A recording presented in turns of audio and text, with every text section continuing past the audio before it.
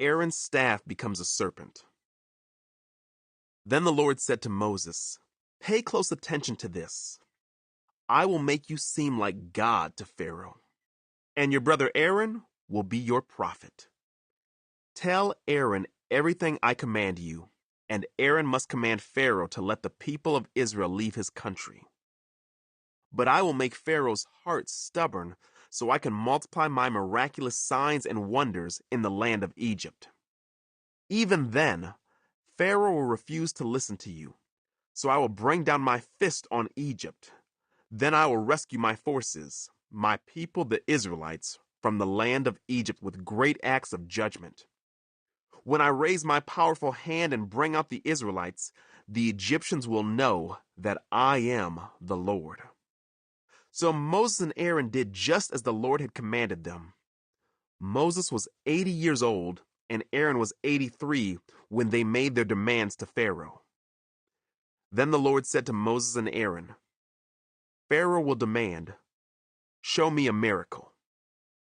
When he does this, say to Aaron, 'Take your staff and throw it down in front of Pharaoh, and it will become a serpent.'" So Moses and Aaron went to Pharaoh and did what the Lord had commanded them. Aaron threw down his staff before Pharaoh and his officials, and it became a serpent. Then Pharaoh called in his own wise men and sorcerers, and these Egyptian magicians did the same thing with their magic. They threw down their staffs, which also became serpents. But then Aaron's staff swallowed up their staffs. Pharaoh's heart, however, remained hard.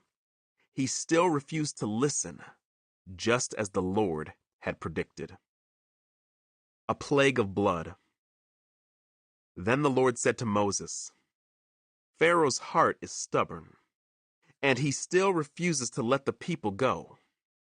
So go to Pharaoh in the morning as he goes down to the river, stand on the bank of the Nile and meet him there. Be sure to take along the staff that turned into a snake. Then announce to him, 'The Lord, the God of the Hebrews, has sent me to tell you, let my people go, so they can worship me in the wilderness. Until now you have refused to listen to him.